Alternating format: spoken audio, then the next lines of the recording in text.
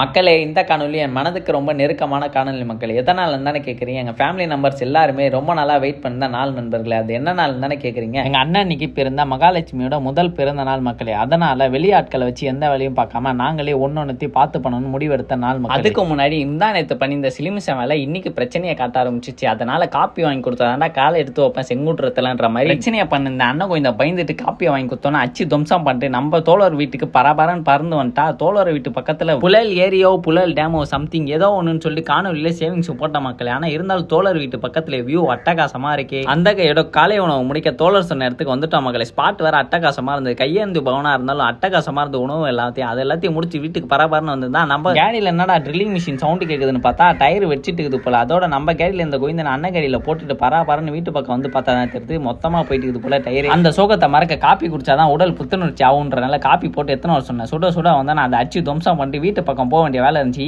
பல்லு இருக்கிறது அன்றாட காலையில் என்னென்ன பண்ணணும் அது எல்லாத்தையும் மறந்ததால வீட்டு பக்கம் போயிட்டு ஒத்தால மொத்த வேலையை முடிச்சுட்டு அண்ணன் வீட்டுக்கு திரும்பி பறந்து வந்து பார்த்தா நம்ம பிரதர்ஸ் எல்லாமே பக்காவா பண்ணி வச்சிருந்தாங்க. சரி அந்த கையில சிட்டா நம்ம ஏதாச்சும் வேலையை பண்ணணும்னு சொல்லிட்டு நம்ம தோழி நண்பருக்கு நம்ம வந்தாதான் ஃபங்க்ஷனுக்கு வரும்னு சொல்லி நம்மள பிளாக்மெயில் பண்ணினே இருந்தாங்க. சரி அந்த கையில அவங்கள போய் பிக் பண்ணிட்டு வந்து பார்த்தா தான் தெரியுது ஃபங்க்ஷனே ஸ்டார்ட் ஆகிற நிலைமையில இருந்தது. அந்த கையோட எங்க தலைவர் சொன்னது எனக்கு ஞாபகம் வந்தது. என்னன்னு கேட்குறீங்க? சரி மக்களே, இந்த காணொலி எனக்கு மன திருப்தியா இருந்தது. இந்த காணொலி ரொம்ப பெருசா போறதுனால பார்ட் 2ல சந்திக்கிற மக்களை இத்துடன் விடை பெறுகிறேன். நான் தான் உங்கள் லூஃபி. Tata bye bye. தனிச்சிருங்க.